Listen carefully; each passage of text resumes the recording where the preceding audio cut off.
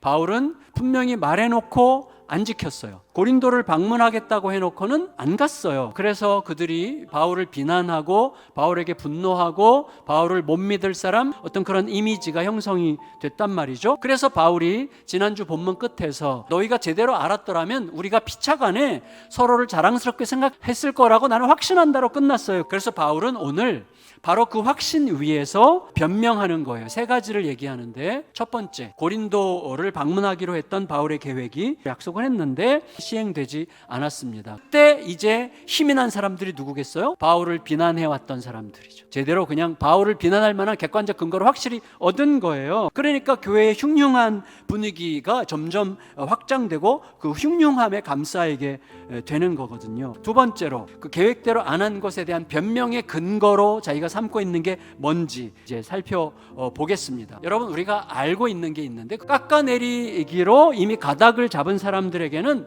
어떠한 설명이나 변명도 안 통하죠. 그러니까 바울이 지금 변명하는 대상은 누구겠습니까? 마음이 괴롭고 어찌할 바를 모르는 다수의 침묵자들을 향해서 지금 변명하려고 하는 거겠죠. 여러분, 바울은 자기가 감정에 따라서 충동적으로 행동한 게 아니라고 이야기해요. 근데 바울이 이제 변명하는데 바울에게 굉장히 중요한 논지가 있어요. 내가 그렇게 위선적으로나 충동적으로 행동할 수 없는 이유는 내 하나님께 있다고 이야기하는 거예요. 따라서 바울은 자신에 대한 고린도 신자들의 비난과 원망을 오히려 성삼위 하나님의 신실하심을 바라볼 수 있는 기회로 바꾸고 있습니다. 그러면 바울이 내 상황에 대해서 변명하는데 내가 그렇게 변명할 수 있는 보다 더 근본적인 이유가 뭔지 내가 말해주겠다라고 얘기하는데, 첫째는 내 행동은 전적으로 하나님과 예수님의 신실하심을 따른 것이다, 이렇게 얘기하려고 하는 거예요. 우리가 하나님을 변함없이 섬길 수 있는 이유는 하나님이 신실하시기 때문입니다. 그런데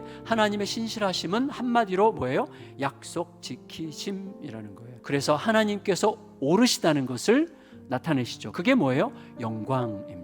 하나님의 영광은 우리가 아멘함으로 하나님이 오르시다는 게 우리의 입을 통하여 고백되느니라, 이렇게 얘기하는 것이죠. 두 번째로, 변명의 근거는 하나님께서 이루신 성령의 사건에 있다, 이렇게 말하는데, 하나님은 너와 나를 함께 굳건하게 하시는데 누구도 그걸 흔들 수 없도록 성령으로 보증하셨다라고 이야기해요. 그리고 내 행동은 바로 그 위에 있는 거다, 이렇게 얘기하는 것입니다. 하나님은 우리를 굳건하게 하십니다. 어떻게 굳건하게 하시죠? 예수님 안에서. 그러면 하나님이 예수님 안에서 우리를 굳건하게 하신다는 것은 무슨 뜻인가 하는 거죠. 내가 어떤 경우에도 그 말씀이 유일한 소망이라는 것을 잊지 않게 하시는 방식으로 굳건하게 하신다는 거예요. 그렇게 성령님을 의지할 때 그 길이 참으로 옳다는 것을 내 마음 깊이 온몸으로 경험하게 하신다는 거예요. 그게 뭐예요?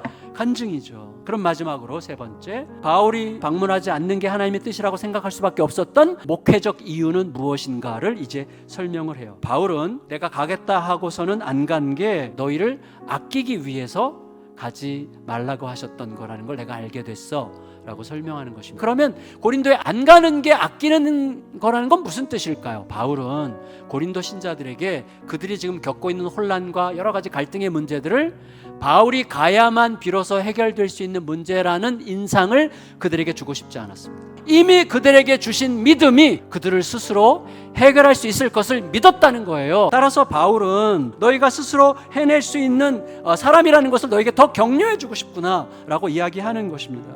바울의 신실함의 근원은 성삼위 하나님의 신실함이었습니다. 신실함의 근거가 나에게 없다는 것을 겸손히 인정하고 하나님의 신실하심에 감사하여 있을 때 당장은 오해받고 모함당하고 욕먹을 수 있을진 모르겠지만 사실은 그 길이 진짜 옳은 길이라는 사실을 나는 더 한 번 더 발견하게 됐다고 이야기하려고 하는 것입니다. 그때 우리는 비로소 신실함의 뿌리에 감싸여서 신실하게 살게 하신 하나님을 어디서든 발견하는 거예요. 그 영광 안에 함께 머무르고 함께 누리고 함께 나도 모르게 전하는 삶을 살아가는 우리들의 삶이 되시기를 예수님의 이름으로 축원합니다.